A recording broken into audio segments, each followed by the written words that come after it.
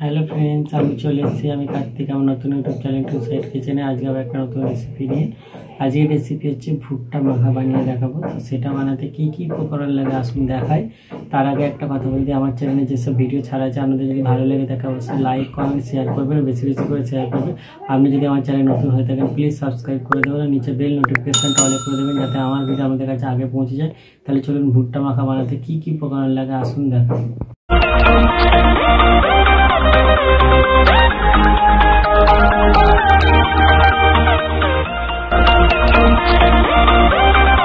চলুন তাহলে ভুট্টা মাখা রেসিপিটা বানানোর জন্য কি কি উপকরণ লাগে দেখিয়ে দিই।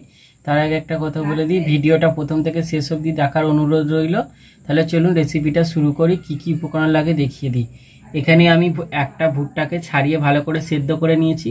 এখানে আমি চাট মশলা নিয়েছি, অল্প লঙ্কার গুঁড়ো নিয়েছি, বিট লবণ নিয়েছি, একটা ছোট পেঁয়াজকে কুচি করে নিয়েছি, একটা ছোট টমেটোকে কুচি করে নিয়েছি, আর অর্ধেক পাতিলেবু নিয়েছি। তাহলে চলুন রেসিপিটা শুরু করি।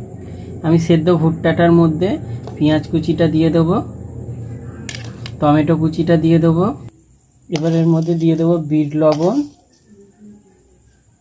এবার এর মধ্যে চাট মশলাটা দিয়ে দেবো, লঙ্কার গুঁড়োটা দিয়ে দেবো, এবার এর মধ্যে পাতিলেবুর রসটা দিয়ে দেবো। সব উপকরণ দিয়ে দিয়েছে, ভালো করে মেখে নেব। ভালো করে মেখে নিয়েছি। দেখুন আমার ভুট্টা মাখা রেসিপিটা রেডি হয়ে গেছে। এই রেসিপিটা ভালো লাগলে অবশ্যই লাইক কমেন্ট শেয়ার করবেন ও বেশি বেশি করে শেয়ার করবেন, আর প্লিজ সাবস্ক্রাইব করে দেবেন, আমাদের পাশে থাকবেন। চলুন তাহলে দেখা হচ্ছে নেক্সট ভিডিওতে।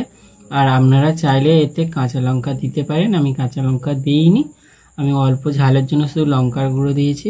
তাহলে দেখা হচ্ছে, চলুন নেক্সট ভিডিওতে।